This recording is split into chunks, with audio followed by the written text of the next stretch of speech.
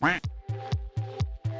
bom, bom. We are back, and we are back for Ducks Don't Get Cold Feet number 32.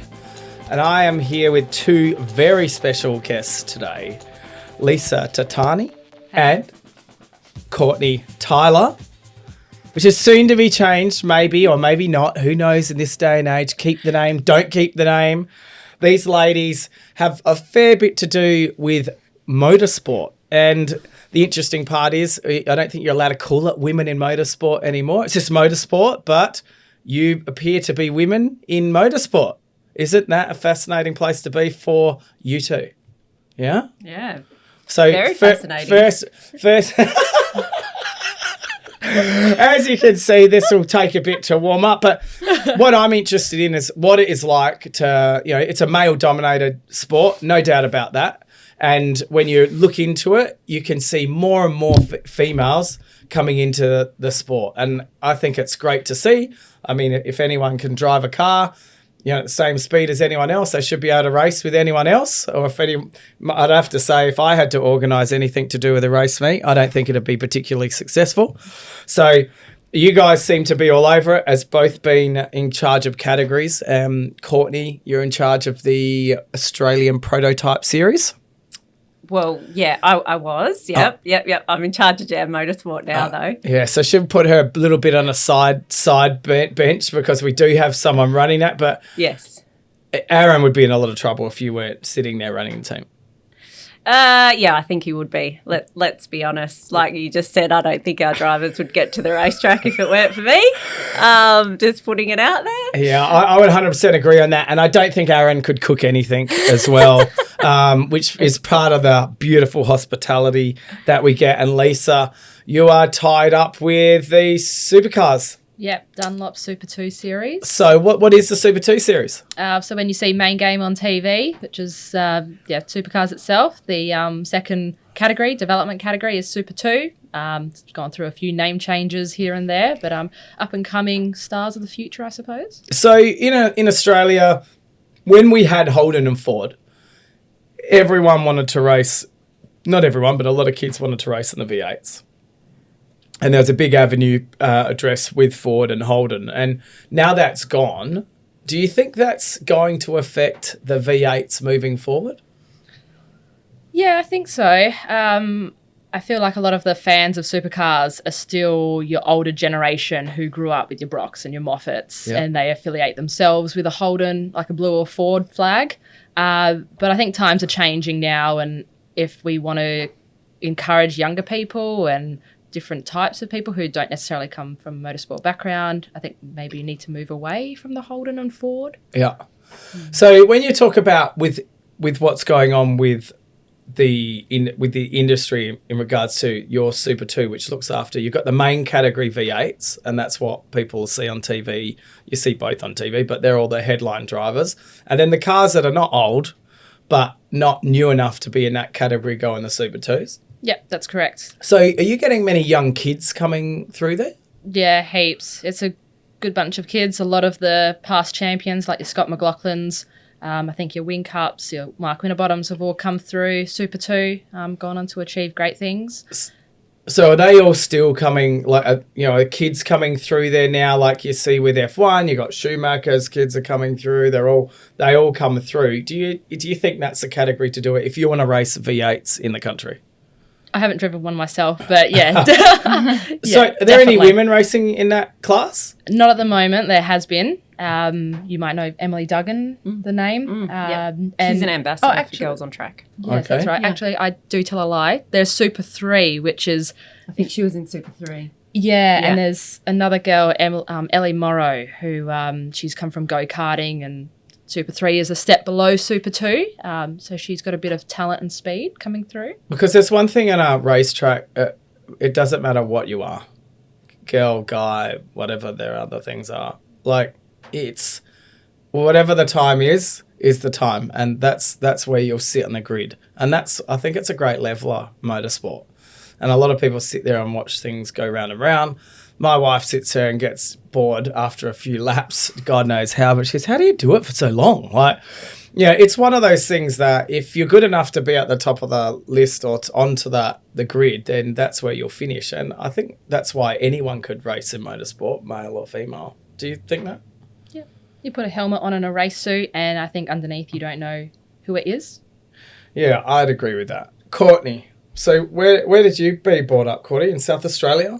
Yep. So born and bred in South Australia on the farm. Yeah.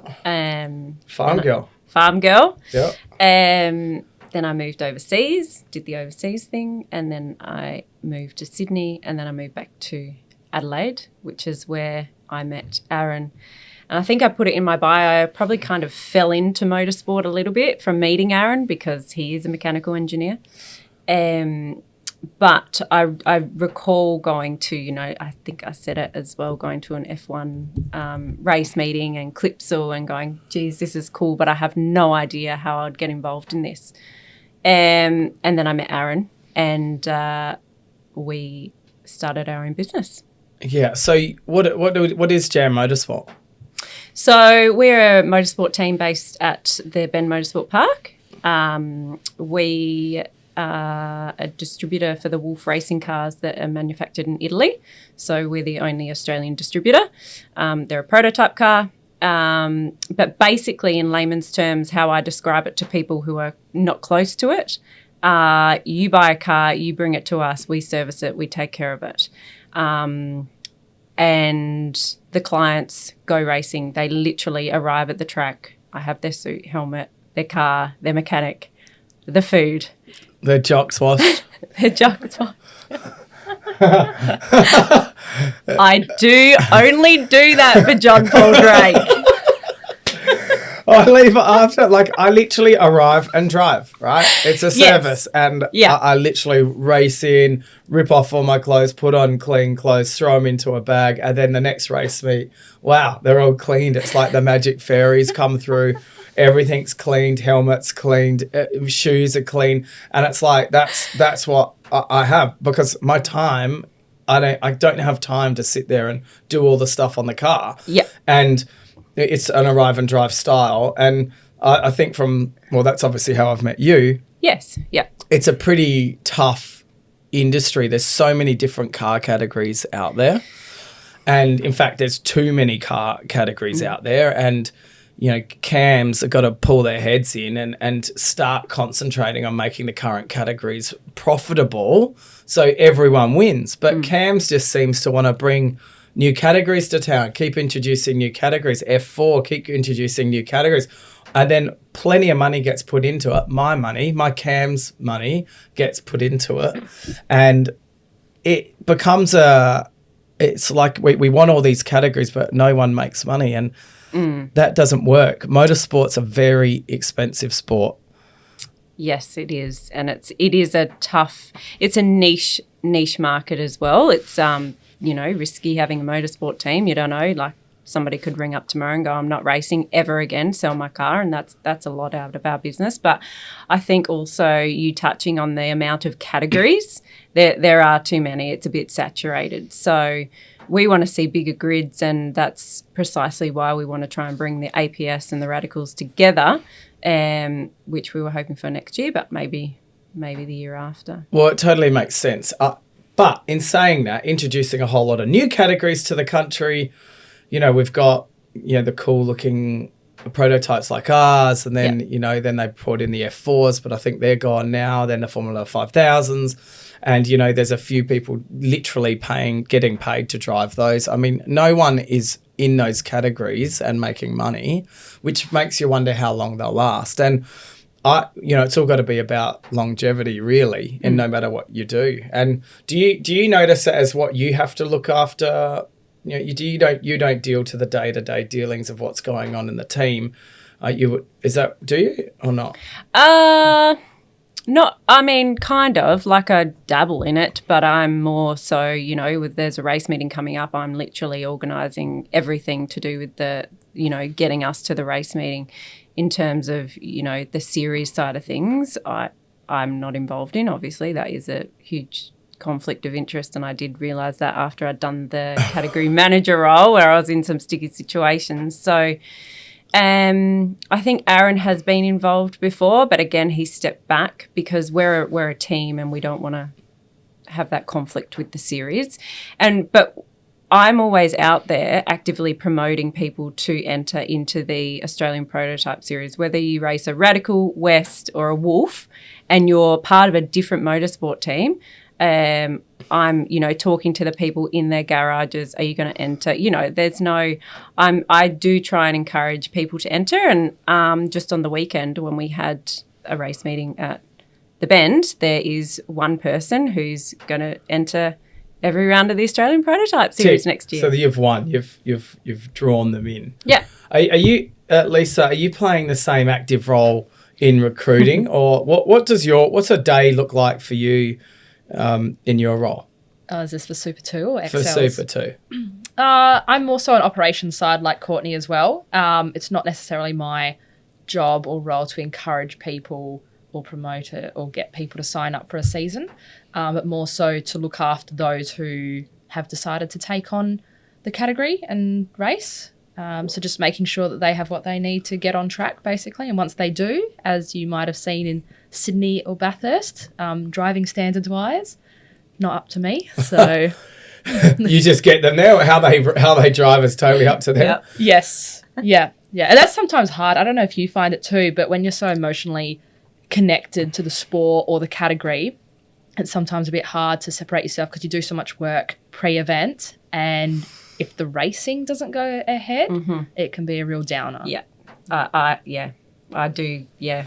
So obviously having lockdowns and places you can't actually go must cause some dramas. No, or you just no dramas. Just you don't go to that event. Above and beyond me, yeah, a little bit. Yeah, it's all above and beyond. Yeah. I mean, talking about events and stuff, bit of a touchy subject, but South Australia's got no major events for next year. Yeah. The Supercars calendar has been announced, and so is not the full Shannon's calendar, but the Bend has missed out, which I think it's a bit of a shame for SA Motorsport. So. Why do you think that is? I don't know. The track is great to drive as a competitor. Yeah, it's unbelievable. But maybe relations between certain categories and certain people aren't the best. Yeah, well, this is a usual. I mean, I hear this all the time in motorsport, and that's so much ego. It'll be the thing that harms the sport, because someone might have some money to get categories across the line, but I talk about that with us and the Radicals. We're the same cars. Like, you could have two totally different categories racing with 30 cars on the grid rather than two races, both with 15. It all makes total sense. I don't understand why you wouldn't want to be here, but wouldn't want to come to the Bend. Out of all the tracks I've been to in Australia, it's by far the best track, hands down. Like, there's nothing close to it that I've driven on, which is most things. I haven't driven Bathurst, but Sydney Motorsport's my second favourite, and Phillip Island is my third favourite, but the Bend is so good, and it makes total sense to use that as a place to go. But would you think that we could ever get another street circuit back, like the Adelaide 500, or Adelaide, call it whatever you want, something Adelaide? Do you think that will ever happen? I'm optimistic, and I'm looking forward to hopefully bring it back, like back, Lisa for PM for Adelaide race. Yeah. If we could get that going, I think that would be something you'd be definitely... Not that someone sent me a link this morning with a lot of the gear that's currently on auction from the Adelaide 500. Yeah. But never I've mind. seen that. Yeah. Yeah. Is there anything cool? Could we buy something for here? I mean, we've got a warehouse. You could. Yeah, like a grid walk or something, like a tower. A footbridge. Footbridge? Yeah, maybe. Some concrete bollards. Let's look it up. Let's try and find some of this stuff. What site's it on? I didn't see. Not Grays Online. No, not Grace. No, we'll find it. Look it up. Maybe we could buy some stuff for the warehouse. I reckon we need some stuff. Is it big enough to have your own little go-kart? Yes, it is. I've got go-karts out the back. That's right, you do too. Set it up. Have the Adelaide 500 here.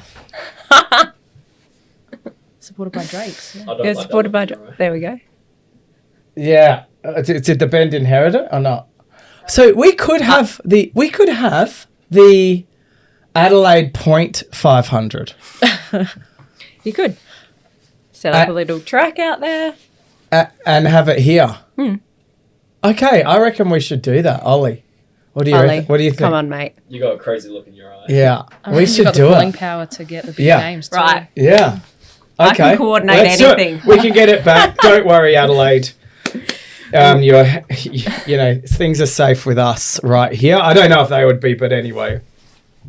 So, where did you start out, Lisa? Did you start in Adelaide, or did you move here? One of the kind people to see the light and move to Adelaide, or Born and bred here. Born and bred? Love it. Yeah. I think Adelaide's always one of those places, or side note, Adelaide's always one of those places where you dread and you want to get out of, and then when you're out, you're like, oh, it's actually not too bad. So, yeah, come and gone.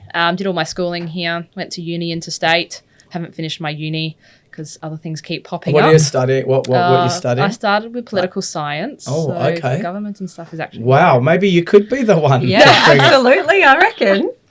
I'm actually a bit of a greenie at heart too, but let's not... what? Actually a bit of a greenie at heart. Okay. So Okay. That's a whole nother... That's a conflict. It's a massive conflict, right? Yeah. Well, could you bring the esports? Yeah. I think they're trying. Yeah, they are trying. I have read that. Yeah, they're trying. Yeah, anyway, came back here, worked a bit, got a job with Supercars, went to Sydney, COVID hit, came back, and now based in the Gold Coast, which I haven't warmed to yet. Yep. But yeah, just back here for Christmas, which is nice. Okay, I spent some time in the Gold Coast, and Gold Coast is getting a race next year. Yeah. It looks like. Yeah, so it didn't happen this year just because of COVID and crowds and all that, but it's another good street race, bit of a party atmosphere, so looking forward to that October next year. Yeah, wild party atmosphere. The IndyCar used to be wild, and then they just made it feral. literally whacking some V8s, and all of a sudden... It's like Bathurst, but the opposite. It used to be so feral and now it's so tame. Yeah. Is it really? Yeah, I've heard stories of okay. like burning of couches and setting cars alight at the top of the mountain, and now it's all family atmosphere. So Wow. There's hope for the Gold Coast, yeah. Maybe this family, you hear about it all the time. I had a buck show the other day, and we rocked up at lot 100. And the guy walks in the door. I was with one of the bucks, and the guy goes, "Oh, I had a few too many beers," and he's like, "Not enough," and just walks straight past him. And the guy goes, "Mate, this is a family-friendly venue." And we hadn't said anything. It was like we were just walking in, and I was like, "Man, we actually haven't said anything." So we weren't there for that long. already offended. Already offended, which is quite easily to do. So how do you go from political science into motorsport? Like my earliest motorsport memory was sitting on the couch at home watching the HRT cars, probably of Scaife and Todd Kelly race on TV. Yep. Didn't think anything of it. And then Adelaide 500, or Clipsal as it was then, came to town and begged my dad, like totally begged and cried and threw tantrums for him to take me as a spectator. And yeah, I did miss a very special family occasion for that. So hopefully they forgive me, or have forgiven me. And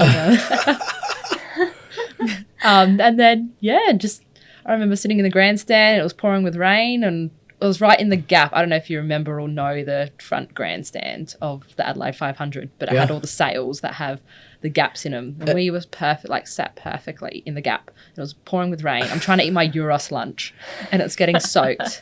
And my dad just goes to me and says, like, "Why are we here? And what are we doing?" Yeah, I don't know, but. Yeah, I don't know, just sort of fell into it. I think that's a really good point that you made. Just managed to get hold of cams as they were, and, you know, they sort of pointed me in the right direction of what clubs that you could join, and just went from there. Yeah. So did you race go-karts at all? No, I didn't do any of that. So no sort of history. I want to do go-karts, want to get into car racing at all? No. How did you eventually get into car racing? South Australia's quite good. We've got a few programs which are run by different car clubs for juniors, just to get involved as a low-key type thing, and did one of the programs. I'll just give a shout out to the Tarmac JDP if you've got a kid that is interested in getting involved, and did that. Never driven manual before or anything like that, and then from there got into the XLs, which is a cheap and cheerful way to start racing. It's pretty competitive, the XLs.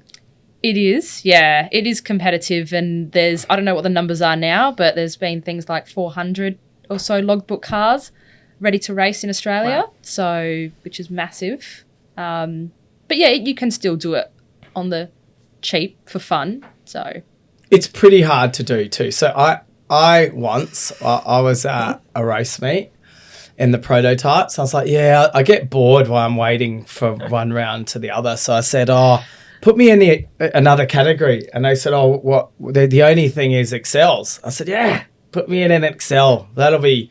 So I'm going from a prototype into an Excel. So if you could imagine something that looks like a Formula One car to something that looks like an Esky with wheels. and we're sitting, I'm like, what do you do? And I was like, it can't be that hard. Like, I was like, yeah, accelerate. Yeah, I'd never driven this Excel before except for in the race. So take off, and I'm like, man, everyone is overtaking me. Like, fucking everyone. Yeah. And I'm like, what is wrong with this car? Like, it's definitely not the driver. Something is wrong with this car.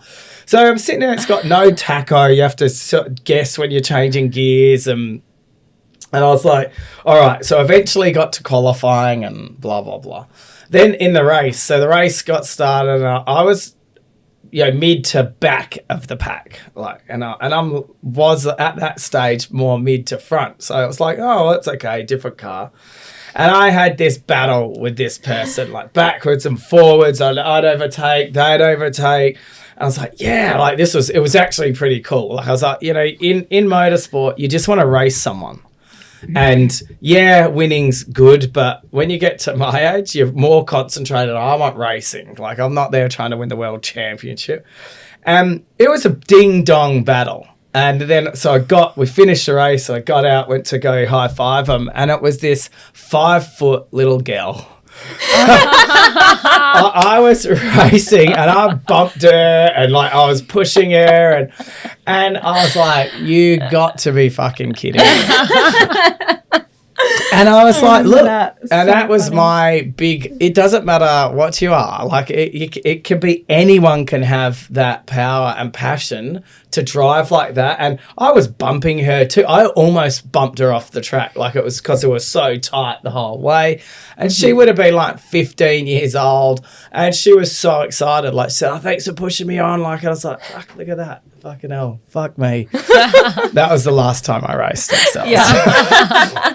So being nearly beaten by a 15-year-old girl. Yeah, totally. And that was mid to the back of the pack. So have you had many races? Have you raced much in the Excels or? Not as much as what I should have. Initially at first, I was a bit not scared of getting behind the wheel and racing, but I get so emotionally attached to my car, as I get emotionally attached to nearly everything, unfortunately. So I didn't want to damage anything, I suppose. So that held me back a lot, and I didn't think I was fast enough. But I've done 2 races at Malala this year, and passed a few people. Like, that was sort of me winning my own world championship, making a few passes, and I'm never going to win a race as such, unless it's reverse grid and everyone starts a lap down. But yeah. Well, it's all about having fun. Yeah, totally. Right. And I think with the Excels, you can really see it. It seems like a class that a lot of people want to come in and try. And so they do try at that sort of level. So it does make it pretty interesting, to say the least. Yeah, it does. We're pretty lucky in SA. I'm biased, but we've got such a great community, and we've got like 42 to 45 cars that are sort of built and ready to go. So we've got a good but bad problem, I guess, coming up in the next year or so of grid densities. So it's hard to get an Excel though, yeah?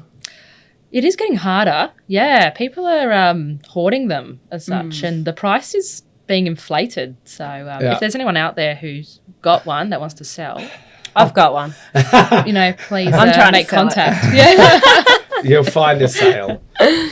Courtney, FIA Girls on Track. What's that all about? So it is a program aimed at girls 8 to 18, introducing them into the world of motorsport through STEM. So basically it was created by Susie Wolf, who originally actually called it Dare to be Different, and it started in the UK.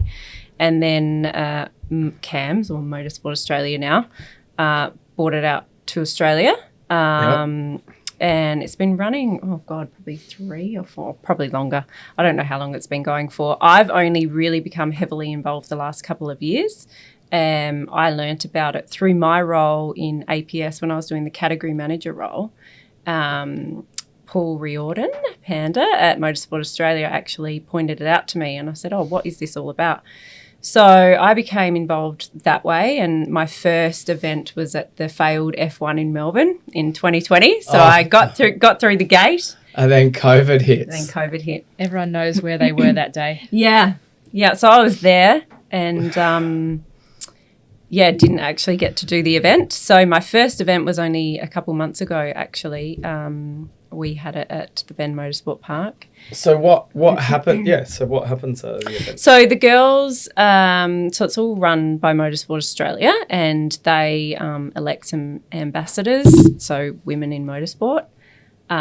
So there's the likes of Jess Dane from Triple 8 Racing, Romy, she's from Triple 8 Racing, she's an engineer. Emily Duggan, she's a race car driver. Emma Norda Francesco, she's in media. Molly Taylor, who's a rally car driver. So they have lots of different ambassadors. This year, to enable the girls to have access to women, they've introduced champions. So I've just become a champion because it's a lot easier for girls who want to get involved in motorsport to have access to me rather than, Jess Dane, who is exceptionally busy running Triple 8 Racing or whatever. So the girls register through their schools and they come out and they do a day like we just had at the Bend, and we have like pit stop challenges, fitness and reaction. They did a workshop tour, and it's basically showing them all the different elements of motorsport that you can be involved in. So that you can be a race car driver, you can be a mechanic, you can be an engineer. My side of things, you can be a motorsport ops manager or a category manager, so the admin side of things. And it just introduces them and creates awareness for the girls that probably didn't know how to become involved in motorsport. And I think for me, and I think I've said it at the last program that we did, I didn't have that growing up, and if I did, maybe I would have pursued it a lot. I would have taken notice in science and maths and maybe become an engineer for an F1 team or something. Because it's a great idea. Yeah. And I'd never heard of it until you had mentioned it. Using the STEM subjects, I think it does make a lot of sense because there's so many different things that people probably don't even know until they do it. Yeah. Or they go to the track and they're like, oh, someone's actually programming that car, or, that's how you change your tyres and do some other things, more mechanical, but there's so much more behind the scenes. Yeah, there is. Yeah. So there's obviously, the mechanical side, and then there's the side that I do. But then there's also the media side. So you can be a pit lane reporter, or you can be a journalist, or you can be involved in that way. Like, I think a lot of people, and I know I did it myself, is, I can't be involved. I'm not a mechanic. I can't make a car go fast. Yeah. But I can do everything else, and that's what I do. I can't make our cars go fast, but I can wash suits and get you in your car on time and make sure your license is up to date and all of that stuff. So, this program basically offers that to girls. And so, how many people? Do you know how many people are involved? You take that up? Well, I think we do it. They do it around 8 times a year or something. And I know the one at the Bend, we had like close to 40 girls. Wow. Yeah. So there's a lot. It's just getting that exposure out there. It's getting that contact with the schools, which Motorsport Australia do, but also I put them in contact with local schools here as well to start, promoting the awareness that, hey, the program is actually at the Bend as well. It's not just at your at F1 in Melbourne or at Bathurst. There was one at Bathurst which I couldn't make, unfortunately. Just recently I couldn't get there. So it's growing a lot of momentum, I feel. And it's not, I know you said, it's not about women in motorsport, it's growing that awareness that, hey, girls can be involved, I only had dinner with a driver last night. He drives locally, but he's driving in European Le Mans next year. And he goes, look, no offence, Courts, but when I'm at the track, there's not many girls there. Like sometimes I'm the only girl at the racetrack. Probably different for supercars, I would say. There's a lot of females. But in terms of, prototype series and the level that my clients race at, sometimes I am the only girl there. South Australia does lack, I suppose. It doesn't have the numbers, I suppose. I don't know if it's a population thing, but compared to eastern states. But like I was also going to say, like girls on track, motorsport is so difficult in the sense that, every school has an Auskick class or something, or like a hot shots tennis come to your school. But motorsport, you just can't. It's not even looked at. No, you can't bring it to the class. Well, you can, but it's so much more difficult to bring it to, your school oval, whereas, you have to go out and find it. Go to the racetrack, yeah. So do you think you're helping this? Is this getting better, do you think? Like where there is more access for girls, at school, like coming through? I believe yes, and Motorsport Australia is showing that by promoting and actively, putting the Girls on Track program on and offering it for free to schoolgirls. But I think also the biggest thing is when I started with the Girls on Track program, one of the things I actually said was I didn't know how to get involved, and I think one of the things is promoting to young girls to go back to that grassroots level, go to your car clubs and go and I kind of wish that I've done this. I've kind of jumped straight into what I'm doing now, but I really want to go and do, marshalling and flags, and Lisa, you would have done all of that. Yeah. But accessibility-wise, that's where girls should also... Girls on Track program is fantastic. But I had one girl out of that program go, this is fantastic, but I really want to come to the racetrack and see what you do and be around the cars and witness it. So she came to the racetrack. So I invited her along. She wants to be an engineer in F1 one day. Yeah. So she was like there looking at it going, okay, cool.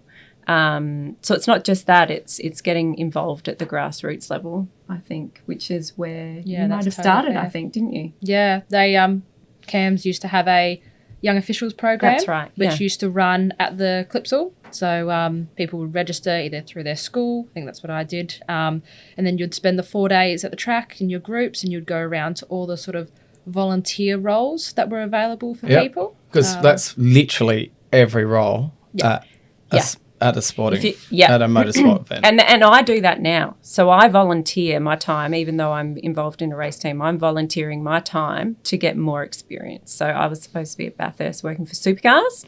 I had too much going on here. But that was volunteering my time. Yeah. And that you're exactly right. You have to volunteer your time to get involved. The best way to get the experience. That's right, to get the experience. It's a double-edged sword too, because tell someone, you just come out to the Bend or Malala for a day and just stand at a flag point. Like it's great, but to tell them that you're going to do it for free, that's another thing to get around people's head, I suppose. Yeah. So unless you're totally dead keen. You have to be passionate about it. Well, there's no other way, is there? There is no other way. Like I'm one of those, like, motorsport, it's great if you're driving the car. Without getting controversial or anything, Motorsport Australia recently dropped the requirement for people to do their 8 hours trackside to upgrade their race licence. So it used to be a way to get drivers out to a flag point or whatever and volunteer for the day just so they could see what everyone else from the other side of the fence was doing. And I don't know, I've got my views on it as such, being able to see both sides of it. But I think that was a real handy tool to get people to volunteer. I can't recall. I was going to say you would have had I think to do that. I've had to do flags as part, I wasn't getting my license or anything like that, but you had to do, it was a day. It was more than a day. I think it was days.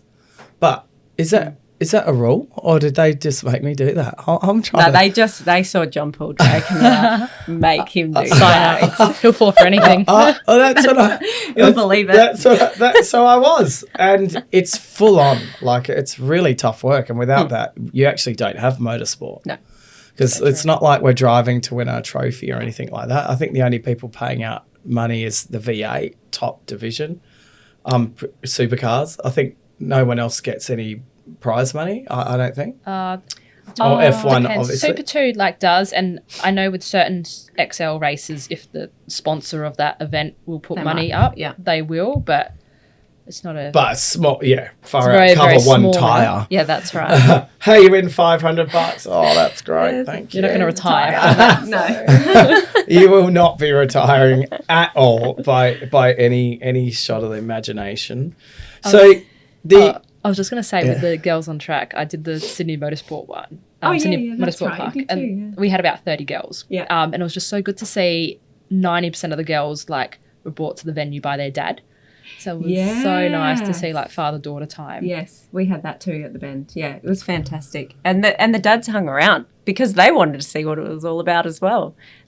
So from that, is there anyone working at Jam Motorsport now, like one of the keen engineers, or God help them working with Aaron, poor things. Actually, I wouldn't put it upon anyone. But can you see somewhere where you can feel like you can, get one of these ladies into motorsport? Yeah, I would say definitely, potentially. There was one of the girls that wants to be a photographer. So she came out to the Adelaide Rally. She was going to come back to the Girls on Track program that was supposed to be last weekend at the Bend, but that got cancelled. So I'm going to start using her for photography for APS and Jam. Like when we come to the Bend, it's a bit hard to kind of fly her around. But I think definitely. And I think the next step is when the girls do that program, which I'm going to work with Motorsport Australia on, is following them up and making sure they have the right, everything that they need if they want to do. And I think that's why Motorsport Australia have introduced champions. So what happens is one of those girls goes, oh my God, one day I want to be a mechanic. Yep. Motorsport Australia go, fantastic. You're based in Adelaide. Courtney's based at the Bend. They'll put me in contact, or they'll put this girl in contact with me. Yeah. And then what I can do through the school is have her come into Jam Motorsport and do her work experience at Jam Motorsport. Okay. So she can be with the boys in the workshop and learn that way, and then start doing, maybe TAFE units or whatever through school. So that's how I kind of see. Okay, and that's how it's going to be. So there are champions. Yeah. Are you a champion? Oh, I'm not a champion in anything. No, but I think you make that's so good that they do have the champions, because I think the program's still in its infancy. That it is. You can't. It's too early to track the progress of where the girls end up. Yeah, or it is. The ones who are really young, they're still, I don't know, too young. Too young. Yeah, it's kind of the older girls that we need to try. So what age are you talking about here? 8 to 18. 8. Yep. So how old's Layla? Has she 8. just gone 8? She could come out to the next one. Wow, that's really young. They can start very driving from, I think it's 13? 13. 12, 13. They can start driving around, so. Yeah. Wow. Yeah, so it's very young. So some of the younger girls would come out and be like, oh, this is really cool, and maybe do something about it. But it's really the older girls that probably go, hey, this is what I want to do. To make a career of it.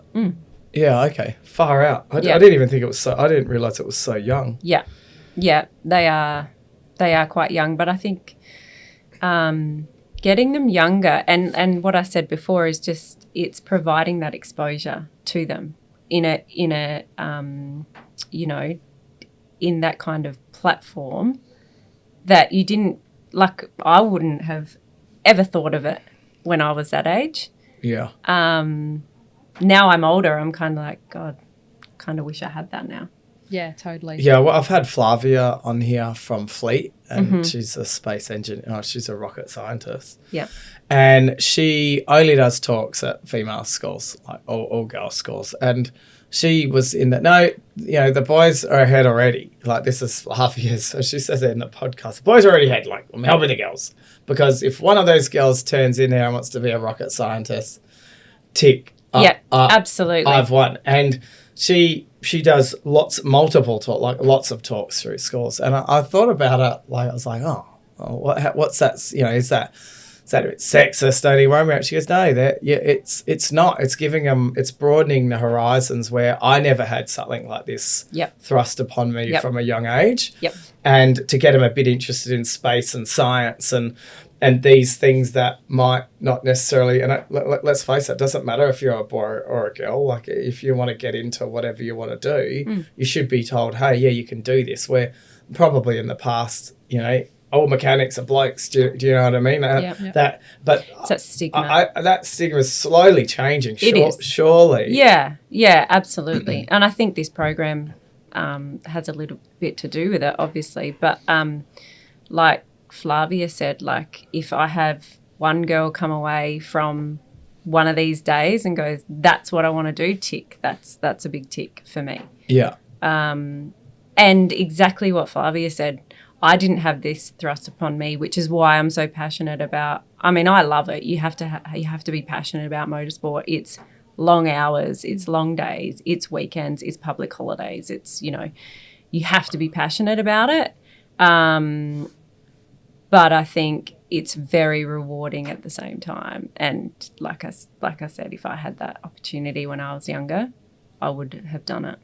Do you feel the same as well, Lisa? Like, it is exciting. It's hard work. It is varied. Do you get to choose when you work, or what's your working week look like when you're traveling with the supercars? I've had a bit of an interesting few weeks. So I started my current role back in September and just come off being on the road for about 6-7 weeks.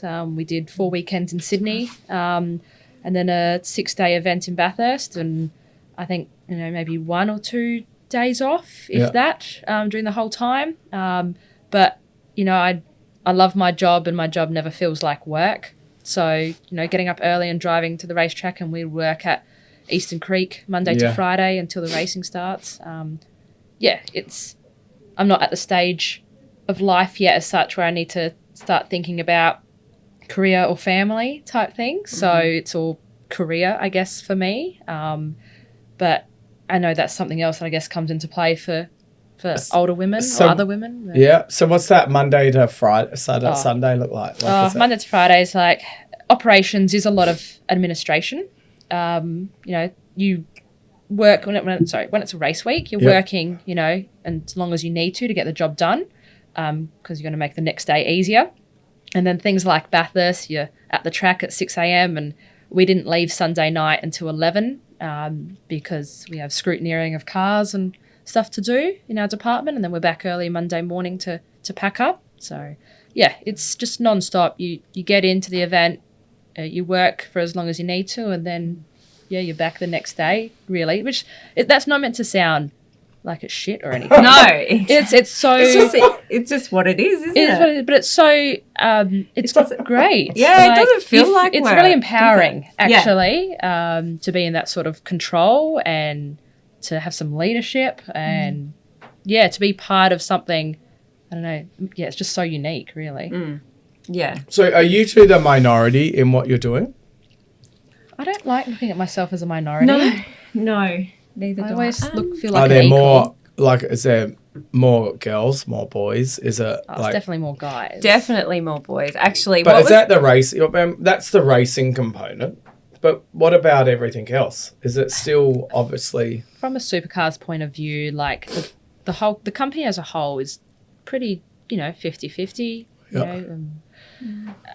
Media and all that. There's a equal share of men and women. I know the department I'm in, motorsport, is heavily male dominated. There's 2 of us who are full-time in the department. Other departments like TV and all that are quite equal. But women are really good organisers. So I really feel the stuff that we do as sort of category managers and operations, you know, women would thrive. And I've noticed in the supercars paddock, there's a lot of female team coordinators. Yeah. And Well, Yes, that's what I've observed, yeah. you watch the F1 guys, and when they go for their media afterwards, all of them have a lady with them, like watching everything they say. Come here, come, and you can see them just grabbing them. Yep. Next one, next one, next one. Like it must be full precision. Like you got 1 minute. All right, let's go, Next. go, mate. If I was in charge of that, it would be a shit show. Like I would have one interview would be good. I wouldn't even listen to that one. But there's clearly things, and I say it should stick to your strengths. Organising ain't a strength, and that's why I have people around me that can far better organise. Do you think it's the same for what you guys are saying? Like you're saying, hey, I think in general, mate, you know, there are, you know, there's plenty of roles. It's not like we're sitting there saying, hey, it's heavy lifting where it is technically male, like that is more male dominated, like a bricklayer or something like that. And no matter how you look at it, they, you know, guys in general can lift more than women. Yeah. And we're not talking about that sort of thing. You're talking about, you know, organising. You're talking about technical, you could be technical engineering. You could be, you know, looking at computer screens for stats on how the cars are. You could be doing social media. You could be, you know, filming something. Like there's so many things that when you really look at, anyone can do it. Yeah. And do you guys think that? Yeah. Yeah. I think we're getting to a Yeah. fine line. This is a personal thing, but I feel like we're getting to a fine line between encouraging women to try and do things that are male dominated and then crossing that line to we need a quota as such to we need certain number of women to do these things. Oh, Not no, this is a Gender this balance. is a fucking great conversation. Yeah. Like I hear this gender balance all the time. And Interview panels. Got to have gender balance. like, you know, boards, they got to be, I mean, Yep. I've just always thought it should be the best person for the role. And then I've been thrown back at saying, well, maybe there's not enough doors opened for females, in particular board roles. And you're like, okay, well, maybe not. Maybe that is a case of new generational leaders moving forward and not just, you know, not throwing a fucking woman on the board because she's a woman, actually putting her on the board because of what she can deliver. Yeah. And it frustrates me when I see companies do it for the gender balance, but not for, it should be you're the best person for the role. And Yep. that's what Nailed life's it. about. Yep. You've Life's just nailed about it. best person for the role. Yep. And that's what makes the world go round. And I think there's 50-50 male females. Like you naturally should have more progression of there should be more females in motorsport. And when you really look at it, there are doing roles they're stronger at. But when you watch F1 or something called V8, so all the pit crew you see, they're all blokes. Yeah, they are. You know, lifting heavy things, carrying Yeah. tyres, like that's technically, and you can see why there's no women there, but you go behind the scenes and there is. Yeah. And there's even more room for that. And, you know, I find it interesting how the blends coming through of trying to have more women for interviewing and, you know, Dana Patrick at the US F1, like, she was amazing. Like, I watched her, I remember many years ago, because she was one of the first female NASCAR drivers, I think. And she knew her, like, she was good. She knew I her thought, stuff. fucking Yeah. go, you. Like, and that's when you go, it Best doesn't person for matter. the job. Best person for the job. Yeah. And, it was in Houston. I was in Texas. And I was like, damn, she's fucking good. And she was clued on. Her questions to the drivers, she knew her shit. knew And I her was like, that's best person for the job. Like Natalie Pinkham in F1, like, oh my gosh. Yeah. Girl crush. Like, And that's why we have this conversation all the time about the balance. I mean, you don't have gender balance with bricklayers. do I don't know, like, does it come to a point women can be a bricklayer if they want, but do they really want Do they want to be? do that? Yeah. Exactly. Maybe Well, not. 100% want you it, yeah. can, but if you look at multiple, like over time and the amount of numbers of people lifting heavy things, that generally is a male. Yeah. And it's not because women can't do it. It's just that that's what it is. Yeah. So we keep trying to change. Or do you want to bring out a rule, gender balance? All right, we have. You need 50% bricklaying women and 50% male. And when you say it like that, it's stupid, because no, concentrate on other things that you might be better skilled at, organising, making sure people are actually rocking up to events on time, and some people just can't organise or don't have that spatial awareness to be able to slot things in, me being one of them. And I think there is you can't be balanced over everything. It's just about best person for the job. And I reckon it's a very interesting dynamic when we look to go and change everything that's happened in the past to move forward. I think we need to, what you're doing with the year 8-year-olds and on, to try and just say, hey, there is something here if that's what you want to do. And Flavia with space, like sending stuff into space, like there is something there. And I think that's a far better way to do it, rather than just go, okay, we need to do we need gender balance. Yeah. Okay. All right. Yeah.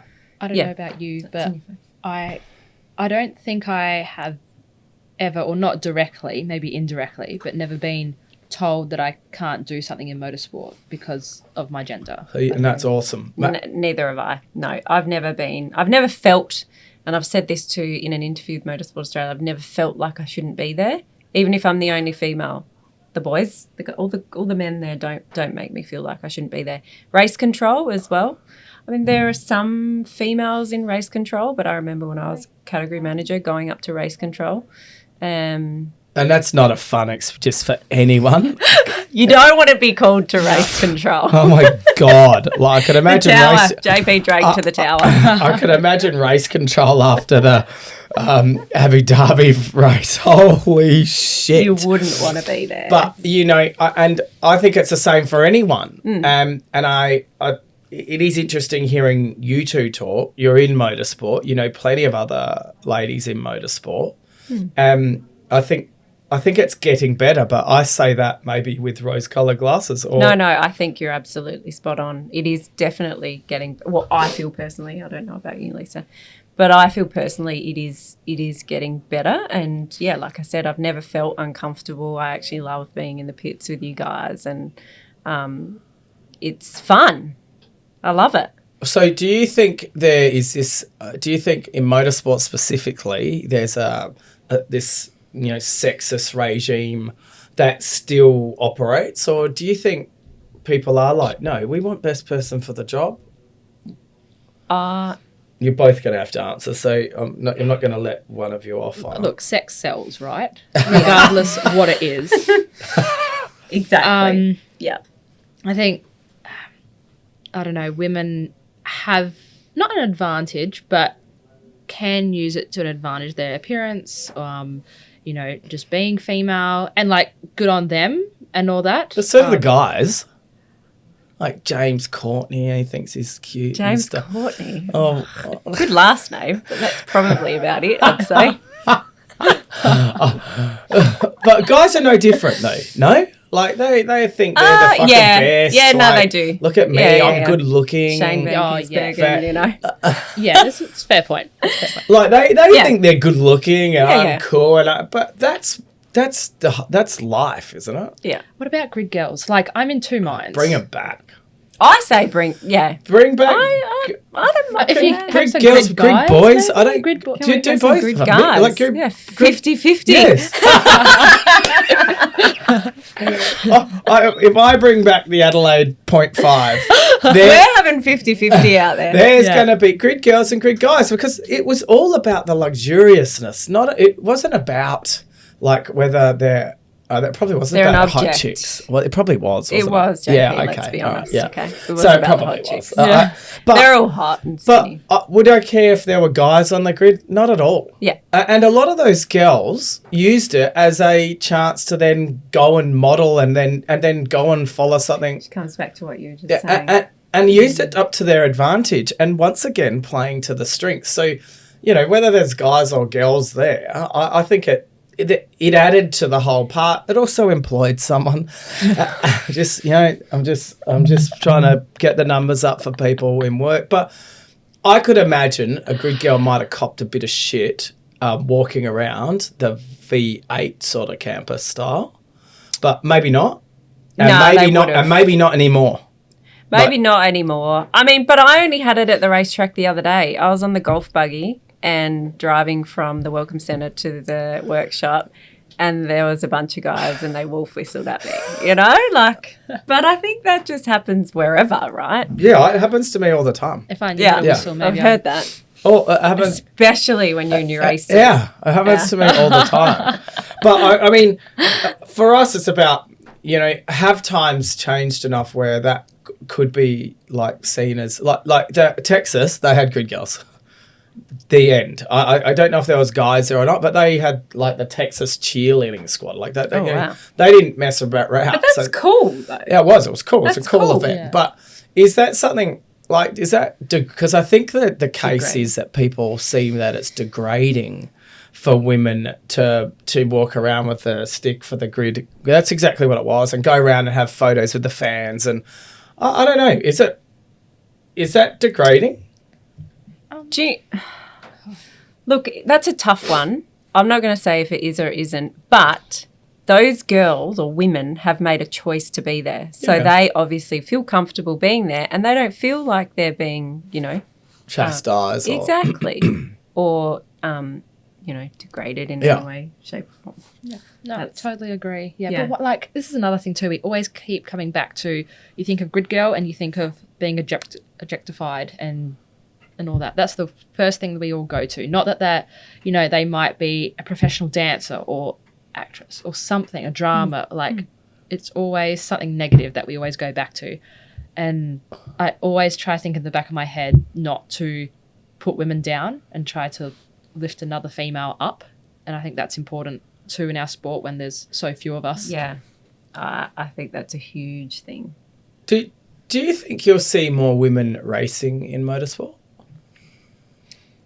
It comes down to money at the end of the day. Unfortunately, that's what it is. And I know there was a race car driver. I was only speaking with her the other week, and she said, I thought I was good at driving, but she said I couldn't get a sponsor. She's like, I don't know if it's because I was female or whatever. She won the XL series and stuff like that. And it all comes down to budget. That's what she said. And you have to be quick. You do. And it doesn't matter if you've got plenty of money. If you're not fast and you're racing with boys, you'll just, it doesn't matter. It doesn't discriminate, I don't think. It doesn't. Like you said, it's whatever time you've got. It's whatever time you got. And, they don't sit there and go, oh, sorry, that's a woman. There's not an M or an F next to your name for the time right. And at the end of the day, you don't know who's under that helmet, like JP at Queensland Raceway. Trust me, I was fucking surprised. It was crazy. I was like, wow, look at that, 50, and I would have been. So I was double her age, and I was like, fucking go her. And her dad came up, said, well done, fucking made it tough. And I was like, fuck. It was really, and it didn't matter. And that's right. I'm more that way, but I get told that's not how everyone is. I mean, currently they've got there's the women's series for it's Formula 1 or Formula 2 or something like that. Mm-hmm. Is that something that you think can take off, or do you think that actually segregates? Because technically, this is a good question. If I was in Formula 1 and I was a woman, could I race in Formula 1 if I was fast enough or not? Or do women have the ability to? I actually don't know the answer. Do you guys know? Where are we at? There's a few female test drivers, and Susie Wolf was a reserve driver. Yeah, she was. Yep, she was. I can't say I've watched the whole lot of the W Series. I keep an eye on it, just because he's an Australian in there, Caitlin Wood. Caitlin Wood, yeah. Yeah, I keep an eye on it too, yeah. We don't necessarily see a lot of it in Australia just with our media and stuff. Yeah. But I'm also in two minds about this. I sit on the fence massively with W Series. Yeah. I think it's great to have the opportunity that women can, are given an opportunity and multiple opportunities because there's so many seats to race competitively and on the world stage. And at the same time, Yeah. It creates a bit of a divide. Exactly, yeah, because they've created this series just for women. So it's creating that divide. So I'll then throw it into Women's Football League. Mm-hmm, same thing. Yeah, but is that not a good, like it gets... I don't know if anyone knows exact, but does that throw it into a light of like, yeah, we can have the women's league, like, you know they're built different. Guys and girls are built different. Yeah, it is, unless you bundle them all in together for everything. You have I play mixed netball, and that is extremely tough. Playing against guys, rewarding but challenging. Yeah, I don't know how it would Hang work. on, the guys they're playing netball. It's a very there's nothing wrong with that, game. JP. Oh, no, nothing wrong with that. No, not at all. But Have you played netball? I have played netball, Yeah. and I do have a very long story about a mixed netball. But we'll go into it another stage. Okay. But yeah, it's full on running. It's full on. I get it. It's physical. But do you think I think it's necessary to have the separate, the women's league, or so you can actually get more interest, get more spectators, because I always say this, it comes down to the money. And if people want to pay money and fill up stadiums to watch the blokes and they get more crowd, they should get paid more. But if the women, like for the tennis is a good example where they fill up the stadium just like the blokes fill up the stadium, they should get paid the same. Totally. And Agreed. The Women's World Cup cricket, which was the event just before COVID hit, that was a sellout crowd at the MCG. Yeah. So the best of the best will, sell out. And that's what I think. I think whatever draws, it's all about eyes on screens, eyes at events. Whatever that is, you should get paid accordingly. That's what I think. Yeah. And if you can't fill out that stadium, grandstand, or the viewing, then I think it's a bit rich to ask for the same as what the guys get. That's in my eyes. That's an interesting point. Because it's all about who's bringing people to watch. And if you got an event where the women's league is getting the same views, then they should get paid the same. I think they should. And there's only a few sports where I think they do pull the foot, like the women's league for the football. Yeah, they were free entry in, so it filled up the stadiums, which is freaking awesome. But does that change when you start charging people? And that's why I always come back to you follow the money. Whoever's paying, that they want eyes on the screens or whatnot. And but are you going to pay a few hundred to just see? What if the headline act at the Eclipse was 0.5? The Adelaide 0.5. Yeah. Sorry. Okay. Yeah, I would, mate. If Carmen Jordan, if I could get her to drive here, 100%, and I reckon I'd have plenty of other people that would be coming to see her race. But if she wasn't fast, it would be a disappointment. Dana Patrick. I don't know how many events she won, but she obviously won. Did she, Dana Patrick? Did she win NASCAR races? I thought she got a podium. Yeah, so they have to be quick. Yeah. It has to back up. Yeah. You have to back it up with the results. And I think if people can do that, and I think it's happening. I think people, women's soccer, women's football, I think it is happening. I think more and more women are getting excited, and men, in getting the profiles of the sports higher. And I think that's why I think motorsport, a guy with a lot of money, or a sponsor with a lot of money should be able to sponsor a female coming through. But if she can't produce the results, it doesn't matter. No, it doesn't matter if you're male or female. That's always that's a comment I hate hearing from guys, actually. If there's a female in an event or something and she comes mid-pack at the back, the first comment would be oh no, well, she's not good enough because she's not winning or anything. She's not up there. Yeah, and I look at myself with the prototype. I was back of field, and I thought I was fucking end center. And then another season goes by, and I'm back of field. But I'm learning racecraft, and then it took me about 3 or 4 seasons to get mid pack, and then it takes time to get somewhere and learn craft. And I think it's the same with anyone else. It's really tough because I think females coming into motorsport, eyes on them because they're in a pink car or something, and people are all watching. And as soon as they don't post a top 10 time, like, well, fuck, they're slow. They're slow, exactly. But they're not given that grace period. Yeah, you need that. Yeah. So I'm not saying, look, I'm not saying that they don't have that. I think it's a tough one, and I think it's slowly happening over time where we're breaking down those barriers to be able to get people in. And for me, it's like anything. It's, if I got a full stadium, obviously that's wanted more than a stadium that's not. Or if they're both full, then both should be rewarded. That's what I think.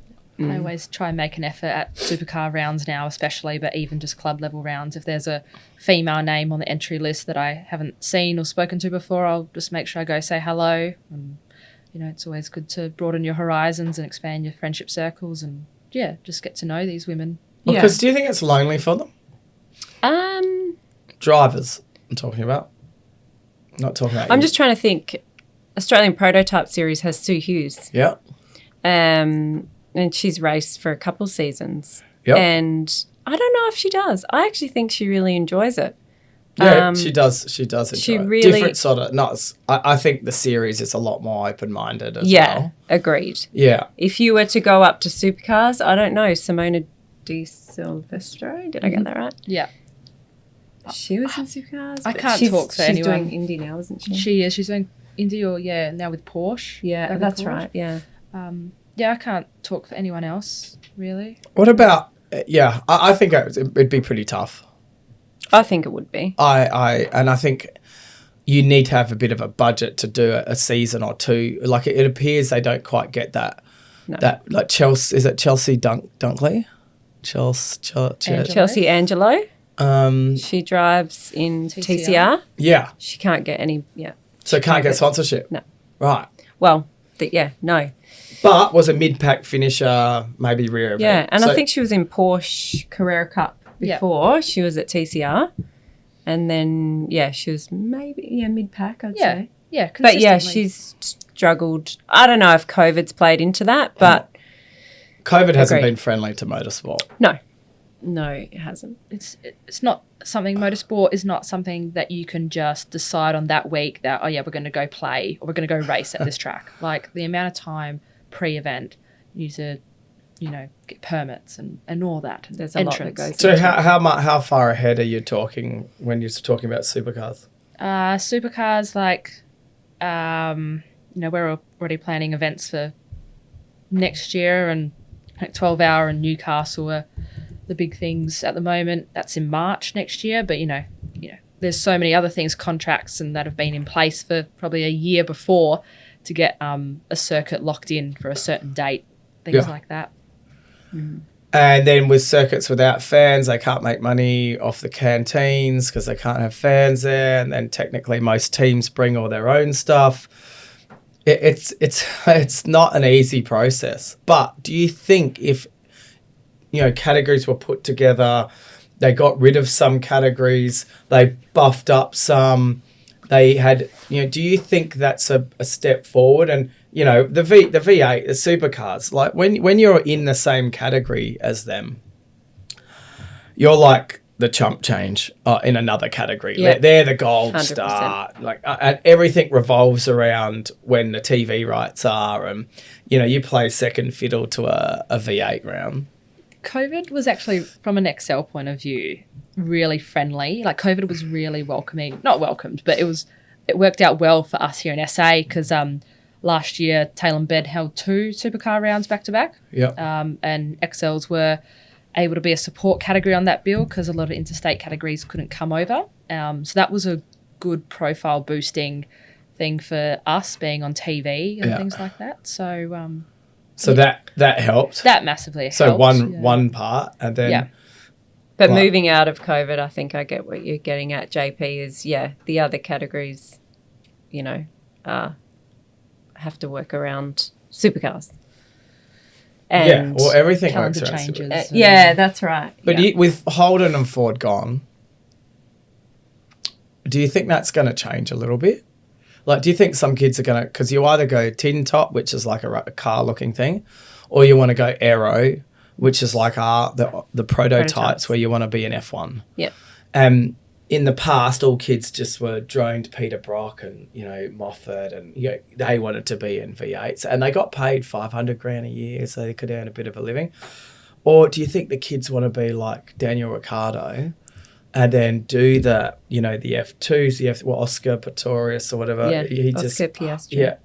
Well, he won F2. He won F2. He won.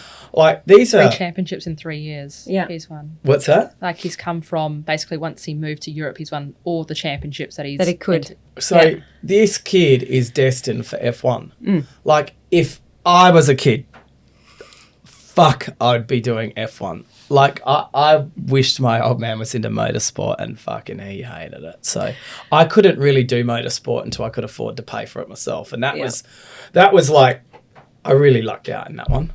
You did, because you could be Daniel Ricciardo right now, Max Verstappen. Maybe I lucked out of that a little bit, but maybe we need a Masters championship or something. Yeah, maybe. Now I'm feeling old. But you take two roads to go there. And I think if you were good enough, female or male, it wouldn't matter. But the males seem to get more opportunity. Like you're saying, like, good driver, can't get sponsorship. Yeah. And that's why I think we're too quick to judge on, like, they have one bag result. Or, I always look. I if like I'm how at the you track, put that, actually, yeah. It takes time Yeah. to learn. And, like, you've driven a little bit, but you would be a lot better if you drove for 5 years. Totally. Yeah. If I had proper training and coaching, money. Yep. To actually, because with motorsport too, it's all the gear on top to see, how you're driving on track too, and you can see your progress through stats and graphs and all that. So, yeah, it's not as easy as just throwing the basketball at the hoop down the local park. 100%. And I think people look at cars and go, you put the foot in the accelerator, you brake late, and it's easy. But I have only got so much better from the coaches that I've had. And Winslow was one of my first coaches, and then Garner and Harry Young Jr. and all of those. And they all teach you something about your own style and how you can drive a car better, because it's a lot more than just accelerator, brake, turn a few corners. That's right. There's like tenths in and then you've got to do that every single lap. Every single lap. Yeah, it's very interesting, and I can see it's not for everyone. But it's an endurance thing too. I mean, on the weekend was, I don't know what the temperature was out there, but the XLs, they had 8, 9, 10 lap races, and it takes it out of you. Yeah. If you're not a professional athlete training for this sort of thing. That's a big part of being a driver as well. Fitness, reaction. People forget about that. Yeah. That you need good fitness. It's like you just sit on your arse all day. That's the perception sometimes. 100%. So who looks after the social media for your category 2? Super 2. Yeah, so it's a combination of the Supercars digital team. Yeah. How many people are on that? Do you know? I think we got about 6 or 7 type thing. So there's a mix between those who do your social media platforms like your Facebook, your Instagram, your video content on your YouTube and the website, journalist type written articles as well. So yeah. So that's quite a large team. Does that team, only rock up to race weeks, works? I would say they're the digital and media and TV are one of probably the hardest working, just because it's non-stop. It's always producing content, always finding the next story, just keeping fans engaged. Do you do TikTok? No, I don't. I'm a bit old, actually. I've just recently gone on Snapchat. Old. I don't. Well, TikTok's taking off. I'm thinking of doing it for Jam. Well, for younger, it's so hard. It's another platform, but it depends what sort of age group you want to get into. That's why it's a team of 8 that follows 20 drivers. 25. Yeah, 25 drivers, team of 8. So that's main game, and then we've got another 16, 17 in Super 2, and they cover those as well. Yeah, right. Yep. So that's and that's another thing that people, if you want to get, that might be something else that you could go into if you really wanted to go into it. Because I like taking photos and stuff, but editing's totally different. Like, Ollie loves editing. Freelancing is a big thing in motorsport. I don't know if it's just one side of motorsport, but there's a lot of freelancers and people who contract their skills out as such. So is that because it's hard to as someone to pay for someone to follow each track, but if they live in Adelaide, they could make the Bend their home track? Yeah, potentially. And just there's a lot of flexibility, I suppose, then, instead of working for one particular team or one particular driver as such. You just spread yourself around multiple categories and things like that. So you had you were talking about, Lisa, when you saw the cars and you're like, yep, I want to go to a race. Is that, what age was that? Did that happen? I did the junior program probably when I was 16. So I was learning to drive as well. And this is a whole nother topic, but I feel like there isn't enough correlation between motorsport and bringing up good drivers on the road, which is a whole nother topic. But I know I've learnt a lot car control wise from my racing. And it's not about being a hoon on the road, but just sort of understanding conditions and stuff more. So how do you encourage that? Like, how do you think we can encourage that?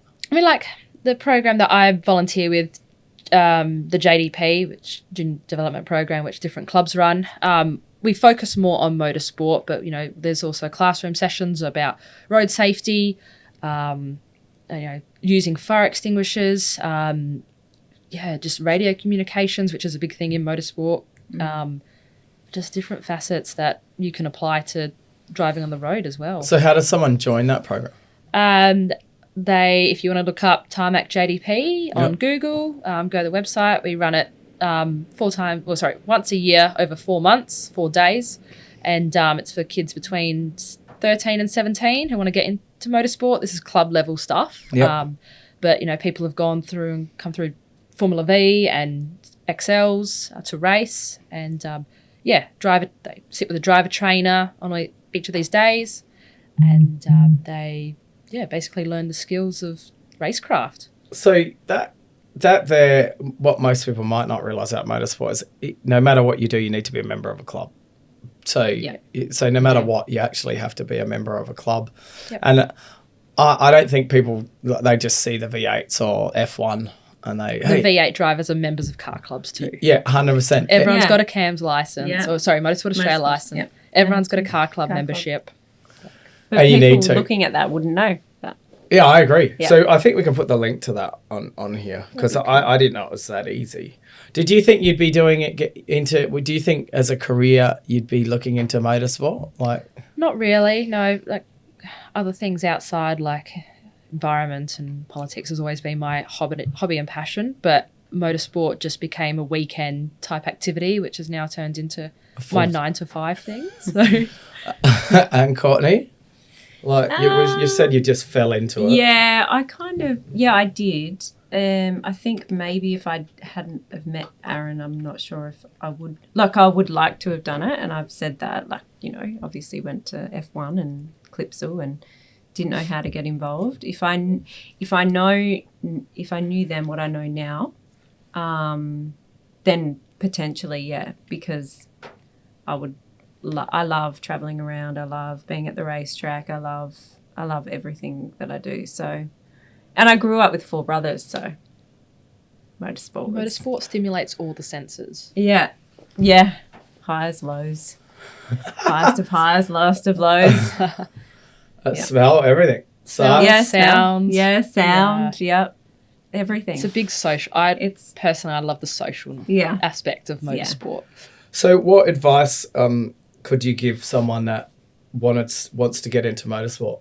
A young person that wants to get into motorsport?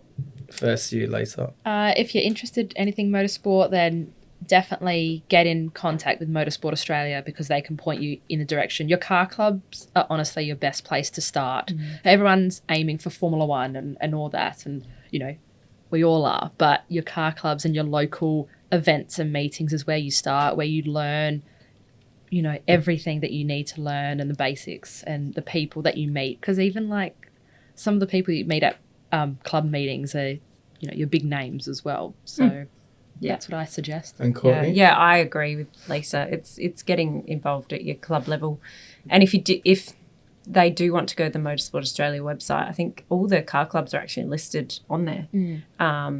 So you can go to your state and look at what car clubs are in your state and contact them. And like Lisa said, the people in the car clubs are also connected within the motorsport world, so they can connect you to whoever you might need to be connected with.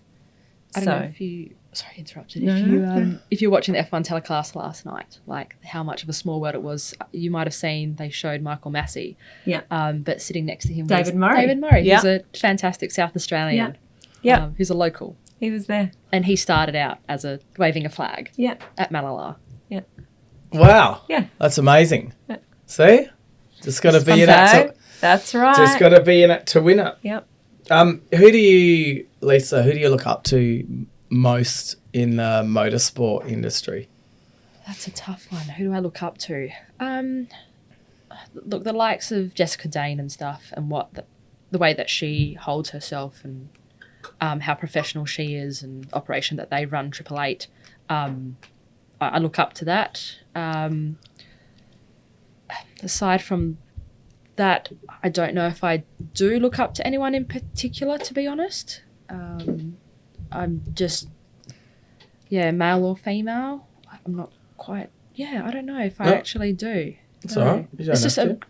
I go to different people for different problems, and my boss at Supercars, like, he's been around for a long time, and he's quite good to talk to as well. But aside from that, no, I can't say I do. Right. All right. Courtney, anyone you look up to? I'm probably similar to Lisa in that, like Jess, I love what she does. She runs a team. She's doing all this other stuff, and I wish I had more of an insight and wish I could actually have one-on-one time with her, because I think I'd learn a lot, especially from running the race team side, because I'm so new to it. But like Lisa, I don't think there's anyone in particular, male or female. It is like I've contacted, the guys in Motorsport Australia and gone, what do I do here or whatever. But also there was a lady in Sydney who was part of a team that is our position, and she was fantastic. But I think, like, even if I went to Lisa and said, hey, what should I do here? We're all like one big family, really, and we kind of all help each other. And it doesn't matter if I'm going to a male or a female at all. So what do you think is the biggest challenges moving forward with motorsport? I think being relevant to younger generations coming through. Like, I think you always have the drivers you always have young drivers coming through who want to race and be world champion or whatever. But I think maintaining relevance to the fan as a sport, I see maybe as a challenge going forward. XLs, it is great to watch when you're there at the track, but might not be the most exciting thing to watch on TV as such. You might think, like, why are we watching Korean hatchbacks that are 20 years old? But I think maintaining relevance in the top level forms of motorsport, and definitely cost as a competitor or anything going forward. Courtney? I have to agree, it's cost as well to keep these people, young people coming up through the ranks that may not have the budget. It's definitely keeping the cost, to a minimum. I know that the prototype series debate entry fees every year because they want to keep it affordable. They want to keep people coming back to race. And good racing, like having that good racing to watch. Yeah, people want to see overtaking. Yeah. Simple as that. So it's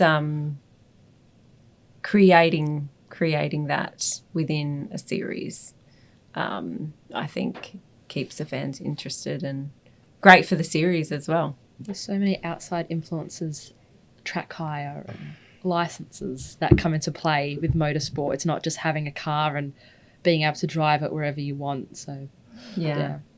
Well, accessibility. Talk about interesting. F1.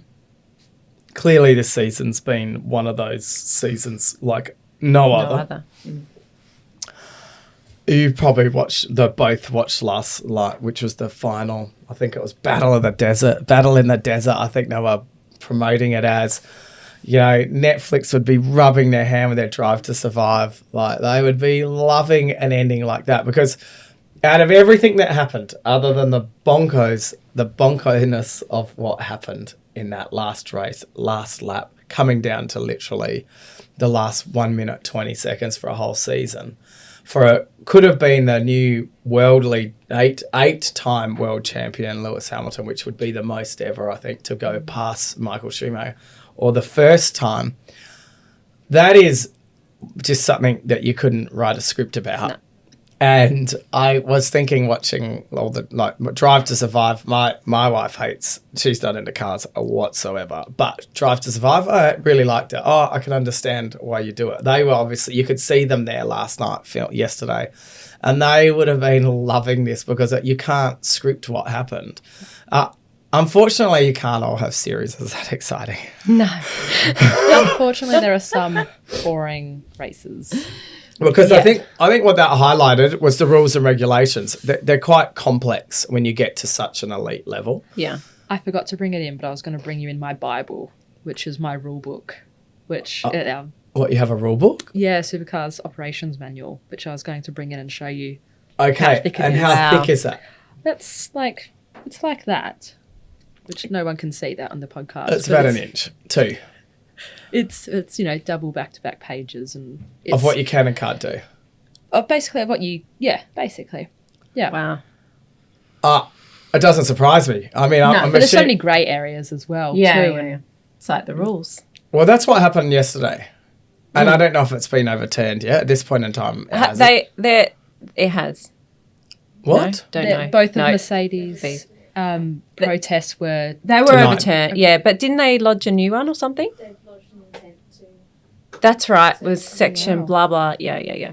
There's another one that we're waiting on. That's insane. The great thing about last night's race was, and the same with Bathurst actually a few weeks ago, it was on mainstream media everywhere. Like ABC News was running stories about it, which you don't normally see for motorsport, which was so good for the sport as a whole. Yeah, because it sounds all flash and that's the elite. But it's amazing how many people watched it. To me, it just goes to show how complex the sport is. And you don't quite see it. And most people aren't going to sit and watch for 2 hours. Like me personally, love motorsport, but if I want to watch an F1 race, I want to sit and watch it so I can hear all the commentary. And it's far better than at a track, because at the track I'm usually talking, drinking too much, eating too much, and then it's like, oh shit, hang on, well, hey, who raced? I like taking it in, which is it's a funny way to look at it. So where do you guys think the future of motorsport is in Australia or in South Australia? Like, Lisa, how do you think the future looks? I think the future's looking really good. Supercars unveiled the Gen 3 cars at Bathurst, which is the Mustang and the Camaro. And they look great. They sound great. There was a lot of positive feedback from all the patrons and fans that were able to see the cars up close. They did a few track demonstrations, and I'm sure fans can look forward to more of those. So I think from that high level, it's going in a really good direction for the sport. TV and the TV broadcast deals and stuff recently have been massive for the sport. Just really opened it up to fans, and Supercars Media do a great job at just bringing it all to everyone's lounge room. Yeah, they do. Locally, like I know the XLs are still growing as a category. So I think club level wise, it's looking good for the near future. I think cost is just going to be it's an ongoing problem. In motorsport. Courtney? I agree. I think it's looking good, but I think coming back to your point earlier, JP, is that we just, like, top level will always be supercars, and we know that. I think Motorsport Australia need to be mindful not to saturate the market with too many series, maybe combine them to create that great racing. That's what fans want. They don't want cars of, grids of 6 to 9 cars or whatever. Put them all together. And I through this year, I read comments of people saying there's too many series. What another one? Here we go again. So I think, I think it'll be good, but I think, yeah, I mean, I don't have any influence over that, but One make production car series are my thing, like the 86s. Oh, yeah. Things like, I mean, it's not a production car, but the little Aussie racing cars, stuff like that. The old Ute series, things like that people can relate to and it's relevant. That's like where, I know, that's where my passion is as such. Yeah. Well, they're even racing like Hiluxes. I was watching. That's the Utes. Yeah. Like, mate, whatever. That's right. If you want to do it, you go for it. Yeah. Yeah. So yeah, no, I think it'll be good, but yeah, it's obviously does come back to cost and locally. We've got the state rounds that happen. You always get a good mix of entrants, but what would you do to bring back the Adelaide 500? What was there any? Is it no way? It's gone. It's over. Is there? If you two were in power to be able to buy all that equipment on that auction. In my dreams, the Adelaide 500 would be, I think it's got to become, like we did it well beforehand, but it's got to be more than just a motor race. It's got to be, everything. I think it can be like an expo of STEM and what we create and design and build in South Australia and agreed. The future of technologies and all that. So not just a motor race, but potentially a car show or an expo type thing. And, bring in the gourmet stuff of your food and your wine and your music. Can be just a festival type thing, which was the idea and succeeded well. But I think if it's going to come back, it needs to have that extra element. That zing to it. Yeah, I've always thought mixing events together is the way to go. Something for everyone. Oh, yeah. I was going to say, you asked about the future of motorsport. If anyone is interested in getting involved, officials, I think the average age, I don't know what the average age of officials are, but volunteers going forward, we're not having the renewal of younger people coming through, which is officiating is a very physical and demanding role or roles. So that's a challenge going forward, getting younger people and more people to come volunteer basically to replenish those who may not be physically able to anymore. Yeah. Okay. Yeah. So sorry. So you want them to? Or? Oh yeah, we need a lot more volunteers. I'm not pleading for anything, but it's a problem that's that's facing motorsport too. It runs off volunteers. Yeah, if you don't have them, you can't go racing. Yeah. Yeah. I was in the Adelaide Rally just recently, and I thought that was a pretty cool event and very well organised, to put normal cars. And then at the final thing, they had a bit of a street party kind of thing. I didn't. But during the Friday, they had a Guja Street party, shut down with the cars, went down.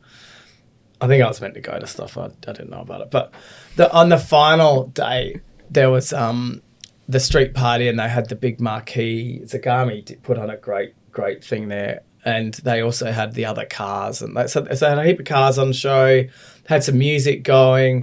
And I was like, that was a good way to combine them together because people love seeing cars if they're into cars. And being in the city, once again, it was at the end of Rundle Street. So it's sort of trying to bring people, together. And that's why the city for Adelaide worked. I personally think the Ben's a wild venue. It's amazing. But the thing that made the rally work was the fact that they did try to come into the city in the end where what was that show? There was a show there, Shootout or something. There was a show that was in the city. And I was there of Jam. When? After the rally? No. Like a few years ago, but it got canned. Oh, Adelaide Motorsport Festival. Yeah, Motorsport Festival. Yeah. Yeah, where you went around the F1 track. Victoria Park. Yeah. That was wild. That was wild. And as a person that races, when you drove the car in there were people everywhere. It was they were using Goodwood Festival speed rules where you were letting people just walk around and you were driving back to where your pit was. And I was like, wow, this is wild. So that to me that's was a big wild. thing. Fans love access to the cars. You've seen it at the track. Yeah. They'll stand. They won't cross that line. Yeah. And we have to invite them in, and they just a look on their faces. Yeah. And I think create, like, that's what we need, like a hybrid between that event and the 500 Yeah. and the Adelaide Rally. Bring it all together. Well, Boom. There you go. Like, Tim, if you're listening. Yeah, right? Tim, we can help out. But that to me is what you need to do. Okay. We have some questions from people online. Oh, wow. With some of these we've answered, okay, by the looks of this. I'm reading these questions for the first time. Without the Holden/Ford rivalry and cars that you can't afford, is V8 Supercars dead? No, it is definitely not dead. It is the biggest motor racing category in the country, and it's not going to change overnight or for a while. As I said before, Gen 3 is going to be exciting.